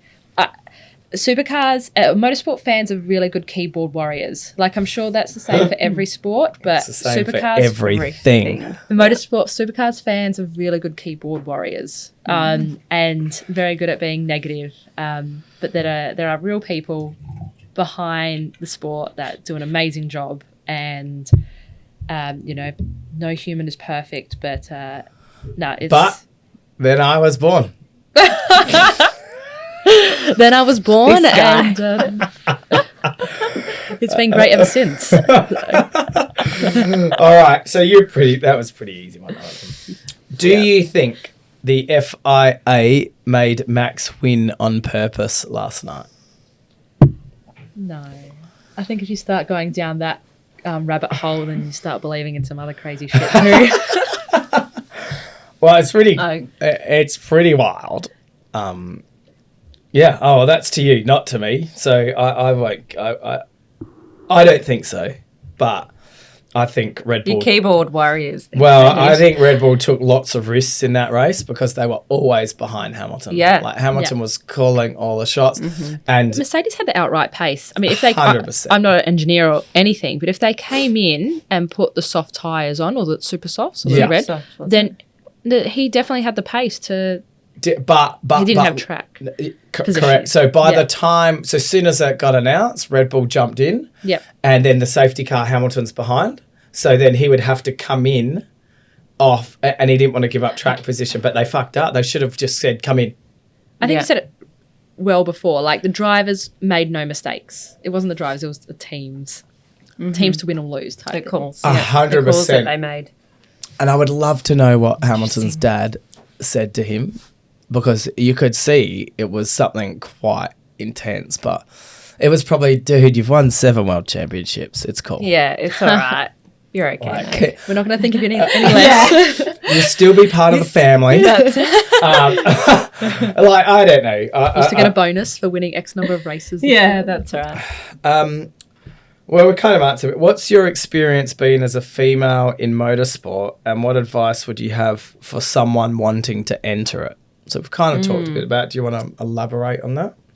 Just Yeah. do it. Yeah, Like, if you want to that's give right. something a go, I've always found the guys and the girls who associated within car clubs to be welcoming and friendly, and they just, if someone's interested and has a passion, then they will take them under their wing. Yeah, I agree. I mean, I found it, I said it before, I found it very welcoming. I've never felt like I shouldn't be there. And like, if you want to get involved, get into your car clubs. Just do it. Just do it. Exactly. Politics. Or contact, Lisa or I. We'll point you in the right direction. Someone's saying, why did they invent the W Series, and why wouldn't they just let women into F1? It's not as simple as just letting someone into Formula One. Like, I don't even know how exactly it works, but No. Something to do with money. Bit of Lots that. of it. And I think if JP had I think it's $100 million to run a basic F1 team for the year. Does that sound right? I think it's something like that. So if someone had that, potentially they could. But if their drivers weren't lapping within 10%, I don't think they can race. I think there are rules. So they got in supercars, it's 107% rule, which is basically 107% of the fastest time. So you have to be within that to be sort of classified. And if you don't, you have to seek permission to start a session or a race, and that's a safety thing. Like, I think at the end of the day, safety is a massive part of motorsport too, and a lot of decisions come back to that as well. Yeah, 100%. So I think, well, we know it's not as easy. Now, we've got a very intellectual question from J Mac. Oh, here we go. How much would a woodchuck chuck if a woodchuck chuck could He's wood? such an idiot. So thanks for that, J Dog. This is an interesting question. Is there a race to hire women in motorsport? Is there a race to hire women in motorsport the way it is in tech? Okay. I don't think so. No. I wouldn't have said. I don't think there are like opportunities being created just for women. No. Or something, or that. I don't know if there's any like, aside from driving, like female academy or apprenticeship type. That's interesting. No, yeah, we don't actually have that. No, There's we don't. Like, female apprenticeship type roles or anything like dedicated. No. Nah, just get into it. Yeah, that's right. Yeah, there's just nothing. to have been think pretty there's blunt nothing. with that. I Yeah, think that's interesting. from a personal point of view, like seeing how it all works, I know there's you can't do everything, but I think supercars or like high level motorsport categories can do a lot more to interact with maybe universities and TAFEs and stuff like that. Yeah. For experience and that sort of thing. And I think that's we what do the have Girls work on experience Track kids program, yeah. at events, but at partnership. Yeah, we Jam Motorsport, we're going to use some kids that are at TAFE to do work experience at Winton, which was a failed round. Yep. But they're already at TAFE. But it's, I think it's the relationship with the TAFEs. And I think that's what Girls on Track is also trying to create, that relationship between schools to create that platform. But well, it's got to start somewhere. Yeah, that's right. Yeah. But yeah, no race as such. No race. No, I think they're Upskill. meaning, or should there be? Should we be trying to? Oh, should we try? Okay. No, I don't. I'm not. There's lots of different platforms where you can get involved. Yeah, I don't know So if there you can wouldn't be create anything roles dedicated. unless there's No. a demand. Yeah. All right. Do you think Michael Massey will be fired? I'm not skilled enough to answer. No, neither am I. God, no. What do you think, JP? No, I don't. From the driver's seat, what Mate, do you he think? did. Yeah, as a driver, what do you think? His comments. As a what they want people to watch and talk about, he couldn't have done it any better. Like the fact that they let them unlap themselves, but not all of them, but just pulled. It is gold, and it happened literally a few corners before the safety car could peel off. It's actually Really? remarkable. Another lap. If another lap had gone, they then would have been under red, and that would have been boring because everyone's getting pretty pumped up. But that's why Toto wanted his lap back. oh mate, he was not happy. Don't worry about that. The senior officials do a great job at making decisions on the fly. Yeah, 100%. They made a decision like that. Yep. And one thing I hated was Toto and Horner, like they're sitting there pleading with Massey. So they're pleading with the FIA guy. Like, hey, in the fairness of... And I think that shouldn't be on. They should not be able to talk to what are them. your thoughts about having like the team managers being able to have direct contact with the tower? Nah. Like, Zero. No, that shouldn't be happening. Well, they at all do it. Mate, they played what they were saying. They were literally, come on, in fairness, like they're all pleading their case. And that's only what we hear. I'm sure there's more going on. There would be They should heaps not talk to them. No. Imagine you having Oh, fuck. direct contact with race Christ. control. No, I can't. No, All right, it'd be ladies. messy. 229 mil per car per squad. So you need $500 million to be in an F1. Wow. Okay. Yeah. So maybe I need something to come off. You know. anyone wants to sponsor, you can contact you. Yeah, that's right. Okay, I have to ask you these individually. Starting with you, Lisa. If you weren't doing what you're doing now, what would you be doing? Environmental science and town planning. Wow, what a totally different... Yeah. Greening suburbs and building train lines and, new ways to recycle is my, Wow. You'd be selling carbon abatements. Actually, that's one thing which motorsport, I can't say this out loud, but I'm going to, because we're on a podcast, but becoming more sustainable and more green, I think, is something that the higher level categories and events as a whole can work on. Things like bottle recycling bins and the amount of paper that we use and we print and those sort of things. Not just the fact that the cars run on, a certain type of fuel, whatever, and, that's contributing to everything, but just the way that we used products and stuff at events. Like we have drink bottles, but everyone just goes and grabs another drink bottle and that goes into the bin but doesn't get recycled. Just little things like that events, things that I notice at events, we're not really sustainable. We're a very one use type thing. So soon we'll be driving electric cars. Yep. Racing them around. Maybe. There'll be the V8 electric round.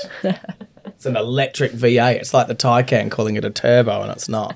Oh, wow. There was There was a motorsport event last week here in Adelaide at Wallanga Hill Climb, and I don't know if it's the first time that an electric vehicle has run in SA, but there was a Tesla that ran in that event, and it was very quick, but you're watching the video and you're just waiting for it to start. And it just starts moving. You're like, oh, okay, yep, wasn't ready for that because there was no noise. Nothing. Yeah, no build up to it. Yeah. It's coming. It's coming. I mean, that's going to be an interesting...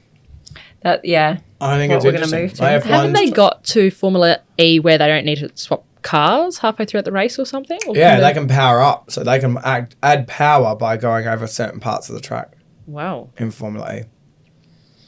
Gets charged through the ground. Now I wish I did engineering or something. So they have the hairpin where you should go around, and then they have the outside of the track where you can charge up your car.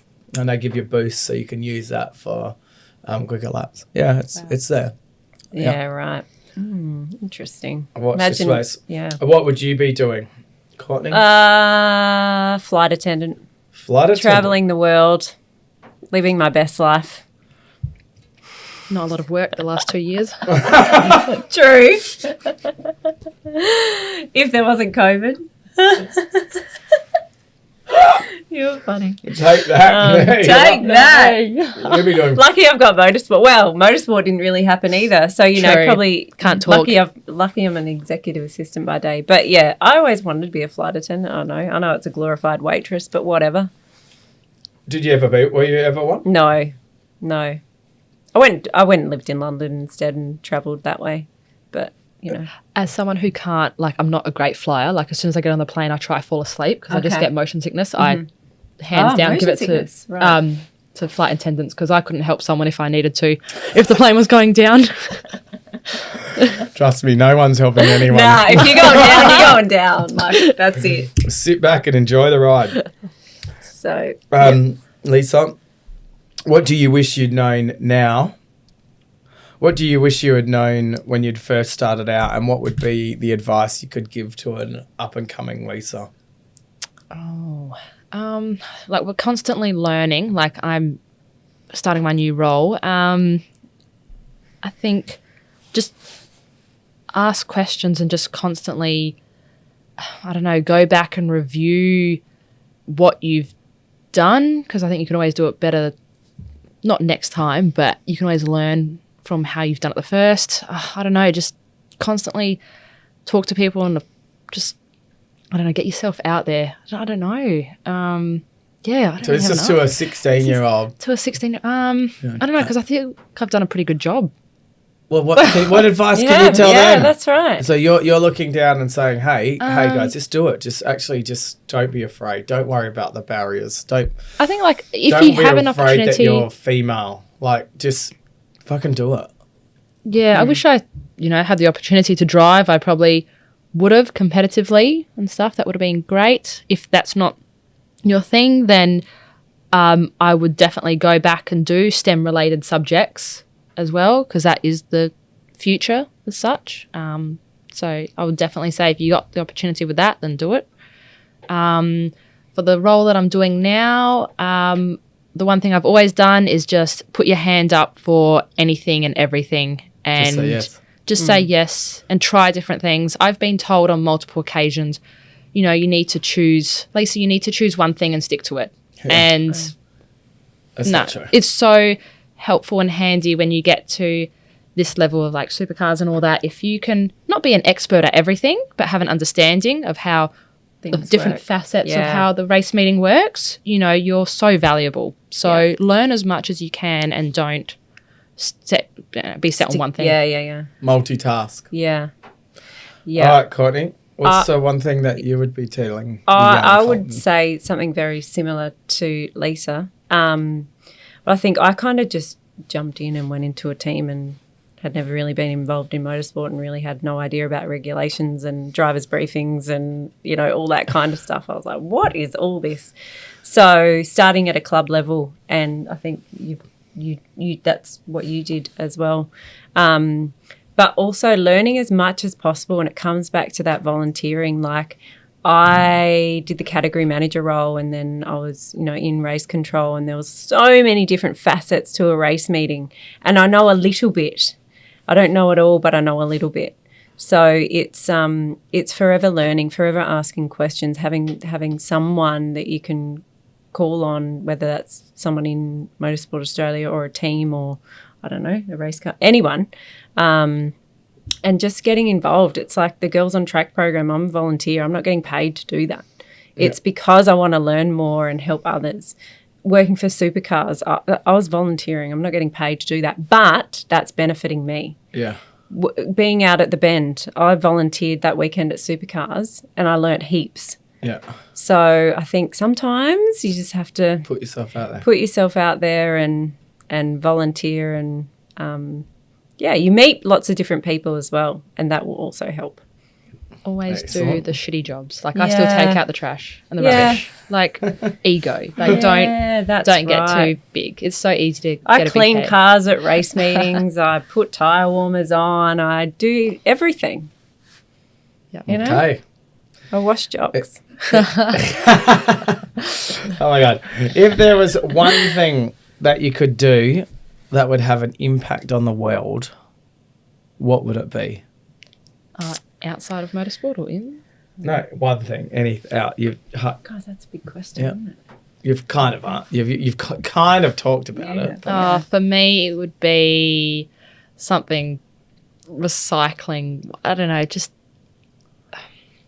something sustainability wise. Yeah. Moving forward, Courtney. What's the one thing? We've had as things from like world peace to people just saying, I want to make more money.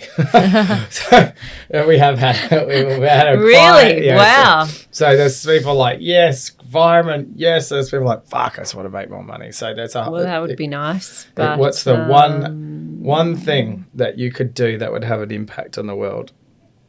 Gosh. Teaching people how to use their indicators. No. Yeah, that too.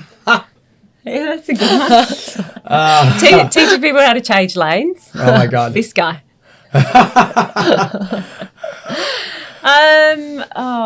What is it? For me, I think, I don't know, being like it sounds lame, but being like a mentor for somebody. Like I didn't really learn about mentors until probably like 5 years ago. If you met some of my teachers, I was the shyest kid. I wouldn't say anything. I was very reserved. I had no confidence. So just trying to instill that in young women and girls, that's one thing that I would like to do. Boom. Be approachable. Yep. Now, we have one real hard-hitting question. Not good with the easy ones. This one gets people stumped all the time, but... Oh, these are your standard questions, are they? This one here, this is the one that really stumps people. If you died and came back as a board game, what board game would best describe your life so far? It doesn't have to be a board game. I think we even opened it up. It could be just a game. Like, you know, you could be a gamer that, you know, talks about Halo or something. Halo describes my life, or War of Duty, or custom. What's War of Duty? Call of Duty. Whatever. Call of Duty. Right, you know, that could be it. So a game, right? But there's, you know, people have said Snakes and Ladders, and people have said Monopoly, and like that. What is a board game that best describes your life? It's not a board game, but Chinese Whispers sometimes best describes my life. Okay, please explain that. Yeah. There's always, I don't know, I've I haven't ever been caught up in drama, Is but Chinese whispers, is you that know like how from it gets. Wuhan? Oh, no, like how you start out with one story and then it turns out to be something completely different. Right. Okay. All right. Interesting. Okay. Game, but I've never had that, so I'm excited. I've got a new one. Okay. Courtney. Probably not the game as such, but maybe the name. Trouble. Kaplunk. I'm not trouble. Yeah. Well, what do you mean? This is the game that describes your fucking life. Like, It is my life. I think being in motorsport is trouble. It's and being with Aaron. I think a little bit like Lisa, Chinese whispers too, I guess. I don't know. Shut up. You can't just sit and agree because Lisa's sitting next to you. It doesn't fucking work like that. No, like with motorsport, there's a lot. It's such a small community. Yep. So there is a lot of like, I heard the Wolf racing cars that you can't buy them under $400,000. I'm like, if you're a female and you put yourself out there, it just I don't not that it follows you around, but I have become accustomed to a bit of that Chinese whispers starts up. So is that like because you're females or what? Like I don't. I'm trying to figure where this angle has come from. Not that. Yeah. No, I don't know if have you ever.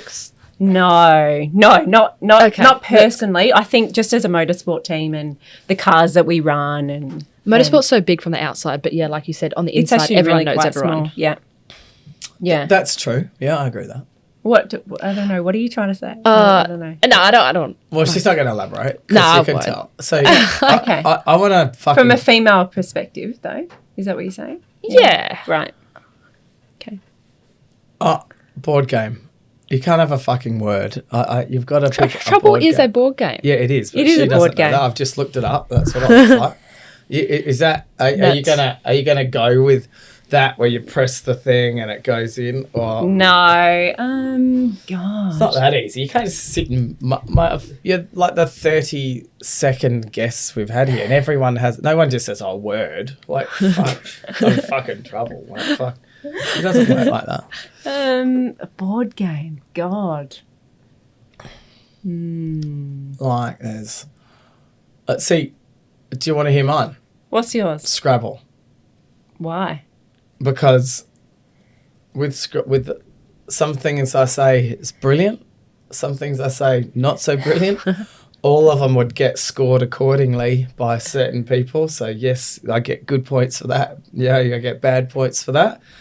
But you'll never know what you're going to get next. Scrabble. I like that. I do like that. Well, so do I. That's why I picked it. Right. Just to help you out a bit, there's snakes and ladders we've had. Oh, that's a common one. Yeah, Twister. Yeah. Twister. Yeah, maybe it is Twister because honestly, I never know what I'm doing. Back. Well, exactly what I'm doing. When a race meeting comes, you never know what you're going to get. Like some people could ring the day before and go, I need an extra room for my guest. I'm like, jeepers, all right. And then somebody's entering late or somebody's pulling out late. And but it's always, my life is always, yep, a bit of a twist and right, let's make this work. I like that one, Twister. Yep. There we go. And because I work full time as well. So. Yeah, you do, you actually do. You do the motorsport part as your side hustle. Yeah, I do. Yeah, which is like a full-time job sometimes. I don't know how you do it. Like, yeah, you also, yeah, I don't know. That's pretty funny. Twister. Like, full on. All right, yep. All right, got it. Yep. Twister and... Yep. I'll go Twister as well, actually. Can I go that as well? Chinese whispers. That's not a board game. The combination between Chinese whispers while playing Twister. Yeah. Shit. Well, there you have it. A lot of things discussed. A little bit about motorsport. A little bit about women in motorsport. And for me, the resounding thing is, hey, just do it. And actually, you know, you're saying that there is a lot of women in motorsport. There are lots of women doing roles throughout the motorsport community. And, you know, anyone can have as much chance as anyone else. Is that the summary that I could get from it? Yeah. And if you wanted to and you were thinking, oh, it's all boys, then, hey, no, that's not necessarily the case. You two prove that, along with the many other females out there that are in the industry. So just go ahead and do it if you want to get into motorsport.